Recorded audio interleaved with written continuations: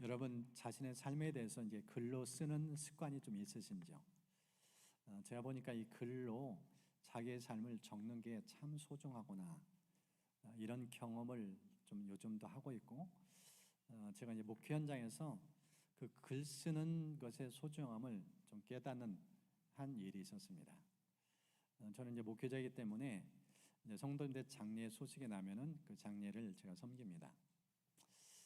이전에 사역했던 교회에서 그 집사님이 어머님 소천하셨다고, 그래서 이제 그 소식을 듣고 이제 어머님에 관련된 얘기를 좀 듣고자 이제 몇 가지 여쭸어요. 그랬더니 이 집사님께서 말 대신에 책을 주시더라고요. 이것이 저희 어머님이 쓰신 인생 여정입니다 하면서 주신 책이 이 책이에요. 돌아보면 네 부르는 소리 있어. 이게 다 어머니의 삶의 일대기예요. 이제 산문집, 수필집, 자식들 키우면서 일어났던 일화들, 또 남편과 관계, 또 인생 여정 속에서 있었던 여러 가지 사건들, 뭐 이런 걸 쭉 기록해놓은 내용인데, 이 책을 딱 보는 순간 이 어머니 어떻게 사셨는지가 한눈에 보이더라고요. 그래서 이 글을 통해서 인생을 남기는 참 이렇게 소중하구나. 우리가 이제 뭐 70, 80 하나님께서 주신 생명 수한 동안 사시다가 인생 떠나는데, 떠나간 즉시 그분은 옛날 분을 그냥 이름 석자 이 정도만 기억을 해요. 그런데 자신의 삶에 대해서 이렇게 글로 남겨놓으면은 이 글은 오래 가요. 오늘 읽었던 이 성경도 보면 다윗이 글을 남겨서 보여준 삶의 모습을 우리에게 보여줍니다. 이 수필집 이 내용 속에 보면은 이런 표현이 좀 있어요. 자식과 관련된 글인데, 효심이 지극한 아들들은 우리 대위를 호텔로 모시고 특별히 주문한 생신상을 차려드렸다. 우리 대위는 기분이 좋고 처음 자보는 호텔에서 밤이 마냥 흐뭇했지만 아이들이 애써 모은 돈을 쓰는 것이 아까웠다. 경주에 가서 유서 깊은 천년 고도를 구경하고 흩어져 있는 문화재도 구경하고 참 유익하고 좋았다 하면서 이제 이 여행담에 대한 기록을 해놔요. 그러면서 이 책의 끝무렵에는 이런 내용이 좀 소개했습니다. 이제 이 부모님 생신 되니까 자식 다 커서 이제 부모님 생신 때마다 모여서 이제 생신 축하도 하고 또 여행도 하고 이런 이제 가족 문화가 있더라고요. 그런데 그 해에는 IMF가 터졌어요. 그래서 너도나 힘든 때인데 여행하는 게 좀 부담스럽다. 나머지 집의 아픔도 우리도 공감하면서 좀 자제하는 게 필요하다. 그래서 그 해에는 집에서 이제 생일을 맞이한 거예요. 이렇게 기록되어 있어요. 1999년 여름, 나의 칠순을 아들들은 조촐하지만 정성껏 차려주었다. 남편도 나에게 고생 많이 했다면서 위로와 축하를 해주셨다. 생일상을 받고 우리 대위는 셋째 아들이 준비해준 화진포 바닷가로 2박 3일의 나들이를 하였다. 그러나 그것이 남편과의 마지막 여행이었다. 이듬해 2000년 5월 남편은 주님의 부르심을 받고 소천하셨다. 동해의 푸른 물결이 출렁이는 화진포의 아름다운 백사장과 바다인지 하늘인지 분간도 가지 않는 끝없는 수평선, 아득하여 금빛도 찬란한 육지도의 낙조는 지금도 잊지 못할 한 폭의 황홀한 그림이다. 그 그림 속에 남편의 추억이 있다. 당신 듣고 계신가요? 당신 추억으로 나는 오늘도 새 힘을 얻습니다. 이러면서 이 책을 이제 마무리 짓더라고요. 좋은 인생의 추억들을 글로 남기니까 여러분도 그걸 이제 공유를 합니다. 그래서 인생의 걸음걸음 좀 뒤를 돌아보면서 시간이 날 때 이렇게 글로 적는 그런 습관을 가졌으면 좋겠어요. 그것이 먼 훗날 자손들에게 두고두고 인생의 좋은 유산으로 아마 기억될 것입니다. 저도 매일마다 작은 글을 쓰면서 하루를 돌아보고 하나님이 나에게 오늘 삶 속에서 어떻게 동행하시고 역사하신지 그것들을 정하는데 지금 몇 년 흘러가고 있어요. 지금 안 적고는 하루가 지나지 않아요. 정 피곤하면 그 다음날 다시 정리하면서 글로 남기기도 합니다. 이 글의 중요성이 참 소중한 것을 이 어머님의 장례를 집례하면서 좀 깨달았어요. 오늘 이제 이 본문에 등장하는 다윗, 그도 이제 인생의 노년이 됐어요. 하나님 부름 받을 때가 됐어요. 인생 황혼역에, 임종수음에. 이 내용을 보면은 이 다윗이 자선 쓴 게 아니에요. 수필에 쓴 게 아니에요. 하나님 직접 말씀하신 내용입니다. 대부분의 자서전 회고록은 사적인 감정이 담겨져 있어요. 사소한 일상 여정들이 많이 있어요. 그런데 이 본문에 등장하는 이 다윗과 관련된 내용, 이 글은요, 하나님 직접 다윗의 삶에 대해 평가한 내용입니다. 이 본문을 보십시오. 2절 말씀.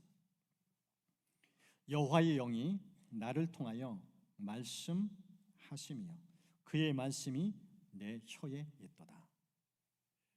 다윗이 자기 입으로 자기 삶을 회고하는 것이 아니라 하나님의 영, 성령께서 다윗의 입을 열어서 그의 지나온 생애를 말하게 하셨던 거예요.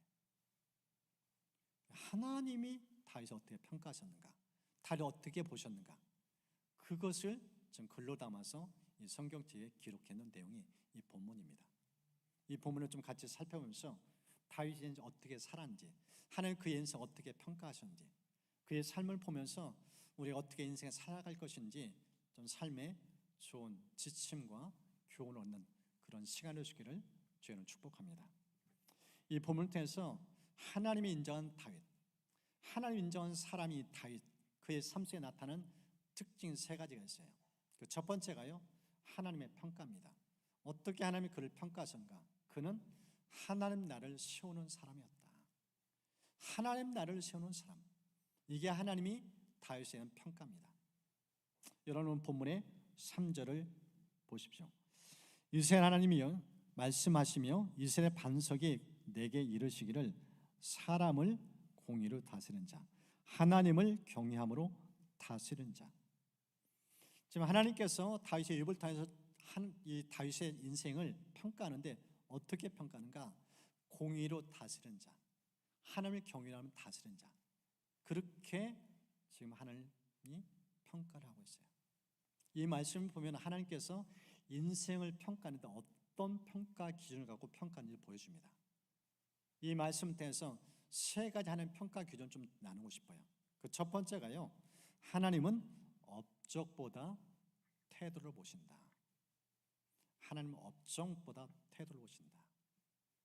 여러분, 사람들은요 실적을 중요시 여깁니다. 무슨 일을 맡기면은 얼마나 일을 잘하는가 그걸 봐요. 한 해 동안 평가하면서 인사 고과에 반영을 해요. 그래서 보너스를 주기도 하고 승진시키기도 합니다.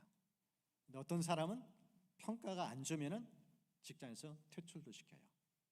그래서 실적 올리기 위해서 얼마나 혈안이 드는지 몰라요.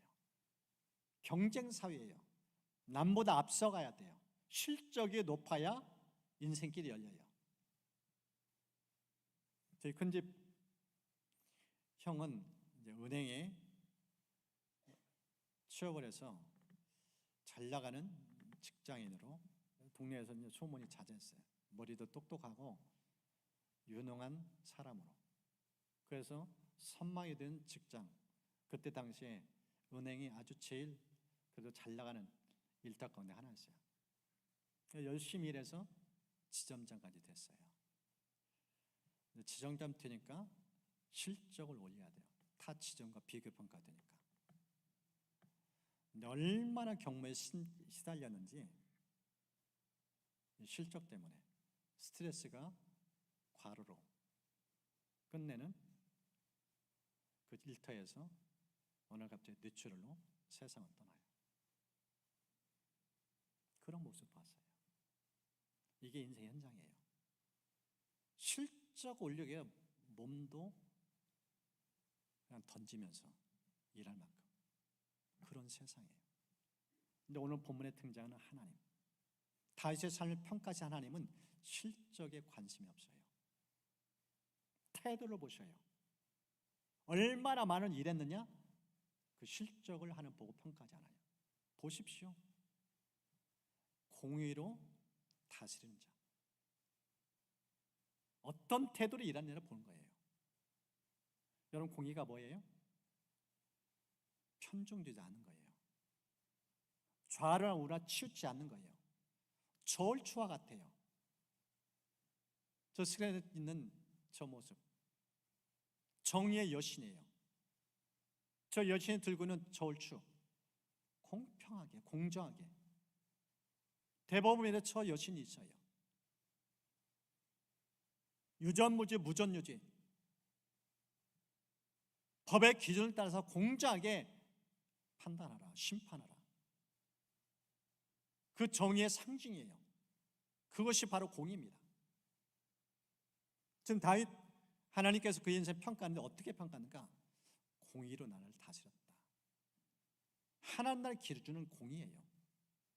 그는 왕으로서 세움받으면서 어떻게 일했는가? 공의. 치우치지 않았다. 그걸 보여줘요. 실적이 아니라, 업적이 아니라 태도를 보시는 하나님, 그걸 우리에게 보여줍니다. 성경을 보면은 마태복음 7장에 예수님께서 우리 인생 이제 다 이 땅을 살고 천국 들어갈 때 천국에 인터뷰를 해요. 천국 들어올 자격이 있는가 없는가. 이제 천국 들어온 자격 기준에서 우리의 생각 기준과 예수님의 기준이 달라요. 예수님의 기준이 이렇게 말씀합니다. 나더러 주여 주여 하는 자마다 다 천국에 들어갈 것이 아니요 다만 하늘에 계신 내 아버지의 뜻대로 행하는 자라야 들어가리라. 천국 입성 기준, 하나님의 뜻. 하나님의 뜻이 뭐예요? 공의예요. 그런데 이 천국 문 입구에서 녹화하면서 천국 들어보내려고 요청하는 사람들의 태도는 어떻게 취했는가? 나는 이 땅에 살면서 주의 이름으로 귀신도 쫓아냈습니다. 주의 이름으로 수많은 기적도 행했습니다. 실적 가지고 예수님 앞에 들이대요. 그때 예수님이 하신 말씀, 불법을 행하는 자들아 내게서 나가라. 쫓아내요. 실적 가지고 천국 들어가려고 했는데 천국 입구에서 들어가지를 못해요. 이게 예수님이 하신 말씀이에요. 주님은 얼마나 많은 일했는가? 그거 중요치 않아요. 태도를 보셔요. 지금 다윗이 그 하나님의 기준에 맞게 일했다는 거예요. 그런 삶을 살았음을 지금 보여주고 있습니다. 두 번째는요, 이 하나님의 평가 기준을 볼 수 있는데 직위보다 마음을 보시는 하나님의 모습을 볼 수 있어요. 하나님의 관심은 직위가 아니에요. 그의 마음을 보셔요. 지금 다윗이 자기를 소개하는데 1절은 이렇게 소개를 하고 있습니다. 높이 세워진 자, 야곱의 하나님께로부터 기름 부음 받은 자, 이스라엘의 노래 잘한 자. 이게 다윗이 자기의 명함을 가지고 소개한 내용입니다. 세 가지를 지금 자기 PR을 하고 있어요. 높이 세워진 자, 무슨 뜻이에요? 최고의 지위까지 올랐다는 거예요. 왕이 되었다는 거예요.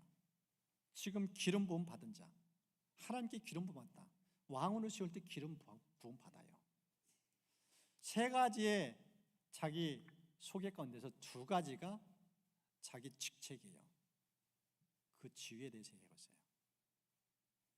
나는 최고의 지위까지 오는 사람이다. 이거에 대한 자긍심이 있어요. 자부심이 있어요. 그걸 자랑했어요. 근데 하나님이 다윗을 볼 때 그가 왕이었는가 그건 중요치 않아요. 하나님이 지금 입을 열어서 다윗을 더 하신 말씀이 뭐예요? 공의로 다스린 자. 무슨 일 하느냐가 아니라 어떻게 일했느냐. 그걸 보시는 거예요. 중심을 보셔요. 사람을 업적 보고 실적 보고 직책 보는데 외양에 하나님이 휘둘리지 않아요. 지금 그걸로 보여줍니다. 세 번째 하나님 평가 기준은 결과보다 과정을 보신다는 거예요. 세 번째 하나님의 이 평가 기준은 결과보다 과정이에요. 여러분, 공의는 뭐예요? 과정에 충실하는 거예요. 성경을 보면 이렇게 다윗의 15편에 글로 기록해 놨습니다. 어떤 사람이 하나님을 가까이 하는지, 하나님을 업신여기느라 경멸하고 주님을 두려워하는 사람을 존경하는 사람, 높은 이자를 받으려고 돈을 구워주지 않고 무지한 사람을 해칠시라 뇌물을 받지 않는 사람. 돈 앞에서 일하지 않았다는 거예요. 돈 보고 일하지 않았다는 거예요. 뇌물 건네주면 통과, 뇌물 안 주면 일 협조 않는 거. 그런 식으로 일하지 않았다는 거예요. 이 세상은 뇌물 문화예요. 돈이 가면 형통케 되어져요.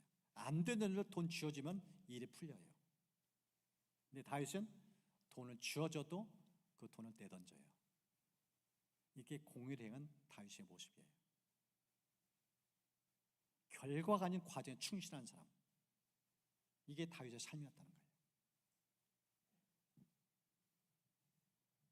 이 하나님의 평가 기준을 다윗은 알고 그 앞에서 살았어요. 하나님을 경외함으로 다스렸다고 표현했어요. 공의는 그냥 되지 않아요. 하나님을 두려 떠는 마음이 있어야 제대로 공정하게 일을 할 수 있다는 거예요. 그렇기 때문에 업적보다 태도, 직위보다 마음, 결과보다 과정에 충실한 이 다윗의 삶이 하나님께 인정받는 모습이 있어요. 저 어려운 삶이 이런 삶이 될 수 있기를 축복합니다. 두 번째, 이 하나님이 인정한 다윗의 모습. 어떤 특징이 있는가? 가치. 세상에 꼭 필요한 사람을 하나님 인정해줘요. 너는 세상에 없어는 안 된 존재. 여러분, 본문의 4절 말씀 우리 좀 함께 읽었으면 좋겠습니다. 4절 말씀 같이 읽습니다. 그는 돋는 해의 아침 빛 같고 구름 없는 아침 같고 비 내린 후에 광선으로 땅에서 우미 돋는 새풀 같으니라. 여기 말씀을 보면은 몇 가지 의미가 깊이 있게 담겨져 있어요. 세 가지 측면 속에 좀 더 깊이 있게 이 말씀을 살펴봐요. 첫 번째가 돋는 해의 아침빛 같은 존재. 여러분, 돋는 해의 아침빛 어때요? 어둠을 밝혀요. 찬란해요. 눈이 부실 정도예요. 제가 이 지리산 2박 3일 종주하면서 산에서 보는 이 일출 광야 보는데요, 입이 다무러지가 않아요. 너무너무 아름다워요.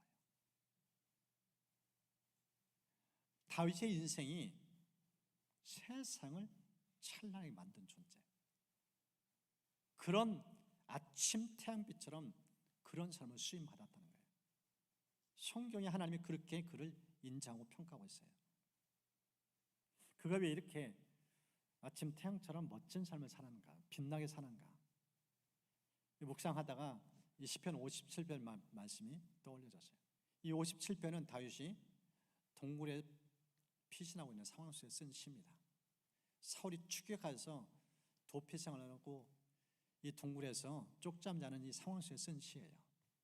그때도 이 동굴에서 추위 가운데서 몸을 부들떠면서 잠을 자는 둥 마는 둥 그런 상황이에요. 근데 그 상황에서 새벽이 다가오고 있어요.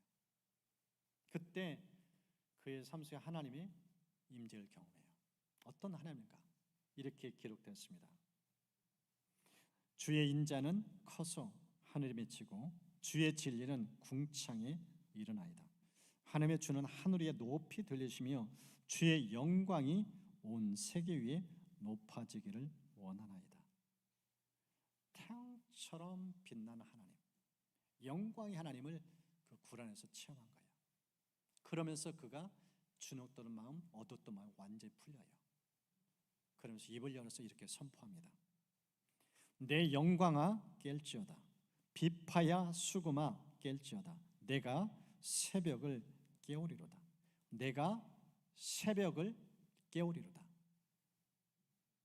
새벽을 깨우는 사람으로 살겠다. 그 선포예요. 선언해요. 나는 이 동굴에서 쫓겨다니면서 비참하게 죽는 신자 아니다.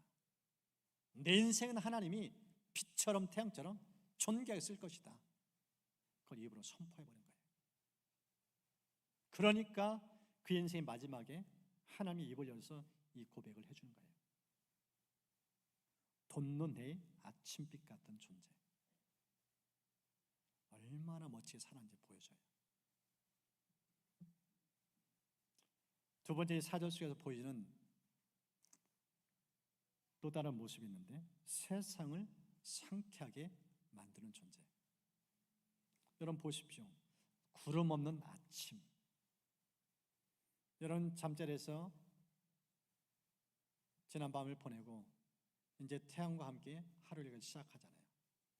창문 열고 딱 하늘을 봤는데 구름 한 점이 없어요. 그때 어떤 느낌이 드나요? 상쾌함을 줘요. 가슴이 뻥 뚫리는 만큼 너무나 상쾌한 마음을 주는 그런 존재처럼 쓰임받았다는 거예요. 어떻게 다윗이 이렇게 멋지게 쓰임받았는가? 이게 묵상하는 가운데서 이 시편 139편이 떠올라졌어요. 이 139편을 보면은 다윗이 하나님 두 가지 모습을 중점적으로 기록해 놨어요. 하나님은 나를 다 아신다. 앉고 일어서고 내가 가지고 있는 생각조차 내 혀의 말조차 다 아시는 분. 그러면서 또 다른 하나님의 모습을 소개하는데, 하나님은 언제 어디나 늘 함께 하시는 분, 동행하시는 분, 임재하시는 편지하신 하나님, 그런 하나님을 소개해요. 바다 끝에 가도 하늘로 올라가도 저 수월에 내려가도 거기서 하나님 계신다는 거예요. 그러면서 그가 이 하나님의 임재를 경험하면서 이런 고백을 합니다. 내가 혹시 말하기를 흑암이 반드시 나를 덮고 나를 두른 빛은 밤이 되리라 할지라도 주에게서는 흑암이 숨기지 못하며 밤이 낮과 같이 비추이 나니 주에게는 흑암과 빛이 같음이니이다. 주에게는 흑암과 빛이 똑같다. 하나님 빛 그 자체잖아요. 어둠이 그늘이 없어요. 영원한 빛 그 자체예요. 구름이 있을 수가 없어요. 빛이신 하나님을 모시고 그 하나님을 동의하면서 그 인생이 어떤가? 구름 없는 하늘, 그런 존재라는 거예요. 여러분 마음의 상태는 어떤가요? 우울하고 어둡고 먹구름 끼어있고? 여러분 그렇지 않아요. 예수 믿는 순간 우리 안에 빛인 주님이 들어오셔요. 그래 들어오신 예수님은 영원토록 함께 하셔요. 그래서 예수 믿는 사람은 얼굴 표정만 봐도 달라요. 늘 빛 가운데 거하니까, 빛인 주님이 나와 동행하니까. 빛되게 살자 다짐하고 되는 게 아니에요. 영원한 빛인 그분이 내 안에 있으니까 그분 안에서 내가 밝게 살 수 있다는 거예요. 그러니까 이 성경의 사도 바울이 그런 표현하잖아요. 항상 기뻐하라. 항상 기뻐하라. 어떻게 그게 가능해요? 기쁨의 근원 되시는, 날마다 빛을 공부하신 주님 때문에 밝게 살 수 있다는 거예요. 세 번째 부분은요, 이 세상을 활력 있게 만드는 존재, 그런 삶을 쓰임받았음을 표현합니다. 여러분 4절 마지막 9절 보십시오. 비 내린 후에 광선으로 땅에서 우미 돋는 새풀과 같다. 여러분 땅속의 씨앗이 발아에서 싹을 틔우는 모습, 거기에 생기, 생명력, 온기를 주는 게 태양의 빛이에요. 다윗의 인생이 그런 삶을 쓰임받은 거예요. 실제적으로 이 사무엘상 22장을 보면은 다윗이 아둘람 동굴에 피신했어요.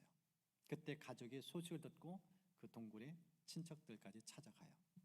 근데 거기에 가족 친척만 가지 않고 이 다윗과 함께 그의 인생 가운데 같이 동행하려고 400명 가까운 사람들이 이 동굴 속에 찾아와요. 이 동굴 속에 찾아온 사람은 어떤 사람들인지 성경은 이렇게 기록해놨습니다. 고통 속에 있는 사람들, 빚진 사람들, 현실에 불만을 품은 사람들. 여러분, 동굴이 어떤 곳이에요? 누추해요. 가고 싶지 않은 곳이에요. 전 다윗이 쫓겨다니고 있어요. 죽을 운명이에요. 근데 그런 다윗에게 400명 가까운 사람들이, 만나지도 알지도 못한 사람들이 찾아와요. 자기 발로. 왜요? 그게 가슴속에 온기가 있기 때문이에요. 다윗은 내 마음 안다는 거예요. 내 고통을 이해해 주시는 분이 다윗이라는 거예요. 다윗 지금 고통받고 있잖아요. 다윗 지금 광야에 쫓겨다니면서 못 먹고 못 살고 있잖아요. 빚진 자의 심정이 어떤지를 알아요. 경제적 고통이 얼마나 큰 것인지 다윗이 날마다 그걸 몸을 체험하고 있어요. 내 사정은 다윗은 알리라. 그래서 찾아간 사람들이에요. 현실에 불만 품은 사람, 날마다 사울왕에서 그 앞지 앞에, 그 폭력 앞에 힘겹게 사는 다윗. 내 마음 다윗은 알겠지. 그래서 이 400명 가까운 사람 찾아온 거예요.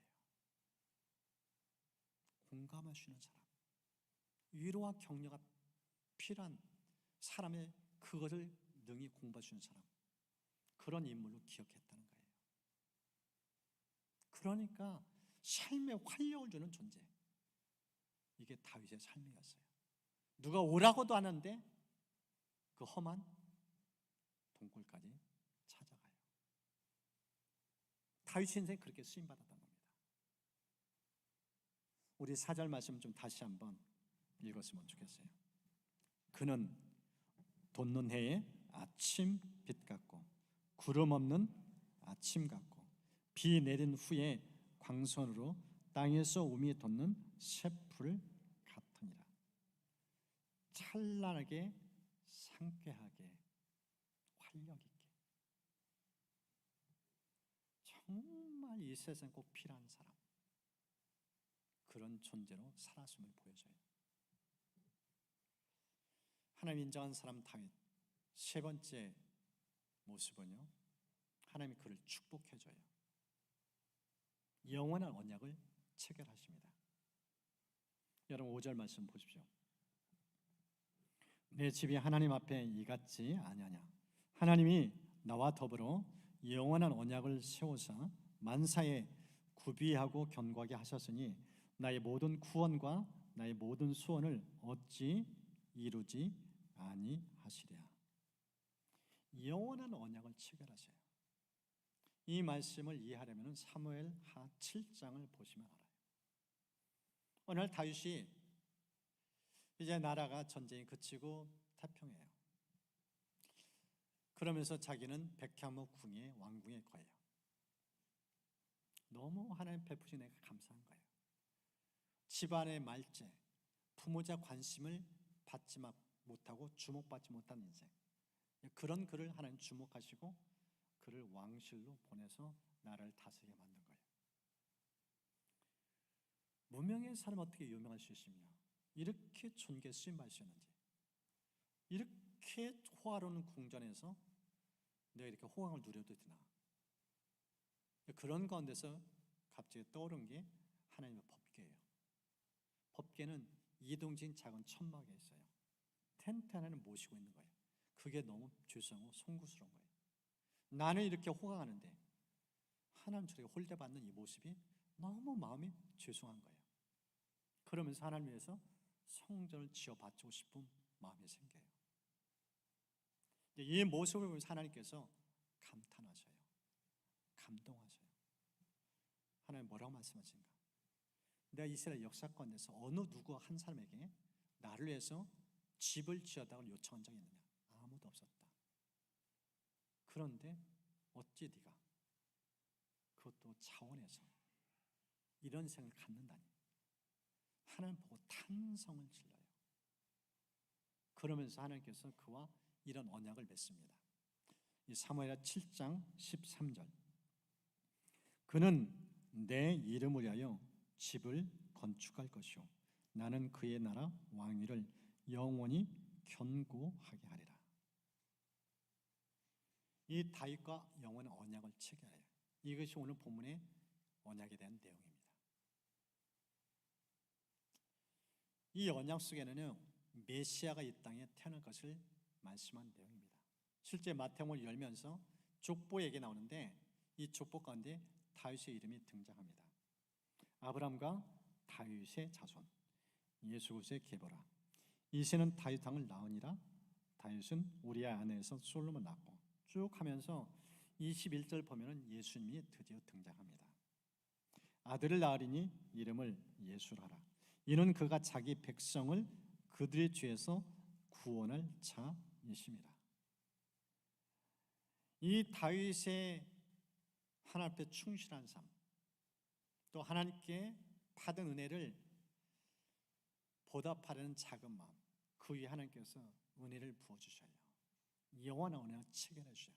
그러면서 너희 가물때 너희 후손때서 인류 만왕의 만주의 주, 온 세상을 환하게 빛처럼 밝게 비추시는 분, 메시아가 탄생하도 할 거다. 이 약속을 해주신 거예요. 이 언약 속에는요 중요한 의미 세 가지 담겨져 있어요. 그 첫 번째가요 작은 헌신을 풍성한 축복으로, 작은 헌신을 풍성한 축복을 베푸시는 이 하나님의 손길을 보게 되어져요. 여러분, 다윗은 하나님 베푸신 은혜가 너무 감사해서 작은 마음을 들여서 성전을 지으려고 했었어요. 근데 하나님께서 하신 말씀이 뭐예요? 영원한 집을 지어주겠다. 영원토록 망하지 않는 하나님 나라 왕국을 너의 가물때에서 이루겠다. 작은 헌신에 엄청난 축복을 허락하셔요. 두 번째는요, 작은 보은을 넘치는 은혜로 하나님께서 갚아주는 걸 보여야 돼요. 받은 은혜가 너무 귀하고 아름다워서 그냥 성전 바치고 싶은 마음이에요. 근데 이 성전에 하나님께서 어떻게 말씀하시는가? 영원이라는 단어를 쓰셔요. 여러분, 솔로몬이 지은 성전은 오래가지 않았어요. 무너졌어요. 근데 하나님은 영원히 무너지지 않는 그 약속을 해줘요. 그런 은혜를 허락해 주셔요. 이게 언약 속에 담겨져 있어요. 세 번째는 적은 믿음을 견고한 반석으로 그렇게 인쳐주시는 모습이 있어요.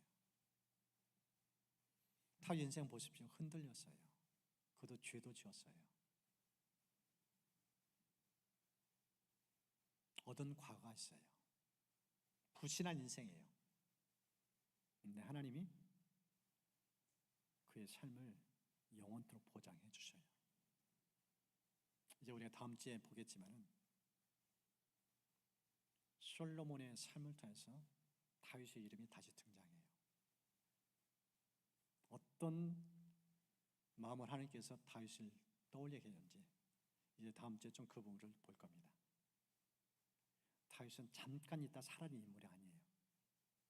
영원토록 사람들 기억되어져요. 영원 이름간 데이빗 너무 많아요. 다윗을 본받고 싶은 그런 마음이에요. 제 아는 목사님도 영어 이름이 데이빗이에요. 그 정도로 다윗은 세상 떠난 지 오래했는데 지금도 여전히 현재형으로, 현재 진행으로 우리에게 영향을 끼치고 있어요. 정말 멋진 삶을 살았어요. 이제 말씀을 정리합니다. 이 본문을 통해서 다윗 삶의 세 가지 특징을 좀 봤습니다. 하나님 평가예요. 그의 평가 어떻게 하셨는가? 이 땅에서 하나님 나라를 세우는 일에 혁혁한 공을 세운 사람, 공의로 나라를 다스린 사람, 하나님 경외심 충만해서 불을 앞에 울음을 드렸던 사람, 이것이 다윗의 평입니다. 그래서 하나님이 업적보다 태도를 귀히 여기시는 것을 그의 삶을 통해 보여줘요. 지게보다는 마음을 보시는 하나님의 그 속내를 우리 다윗을 보게 되어집니다. 그리고 결과보다 과정에 충실한 삶이 얼마나 소중한지 그걸 우리에게 보여줘요. 두 번째, 하나님 인정한 사람이 다윗. 그는 이 세상의 태양처럼 정말 없어서는 안 되는 보배로운 존귀한 존재, 꼭 필요한 그런 존재. 그래서 세상을 찬란하게, 상쾌하게, 활력 있게 만든 인물, 이게 다윗이었습니다. 그런 다윗에게 하나님께서 영원한 언약을 체결하셔요. 그의 삶을 놀랍도록 축복해 줘요. 이 땅의 삶이 아니라 영원토록 지어져야 하는 이름, 다윗으로 각인시켜서 이 성경에까지 기록해서 다윗 삶을 본받도록 우리에게 말씀합니다. 얼마나 멋지게 살았는지 이 말씀을 좀 우리가 상고하면서 이제 우리 좀 찬양하면서 기도의 자리에 나가려고 합니다.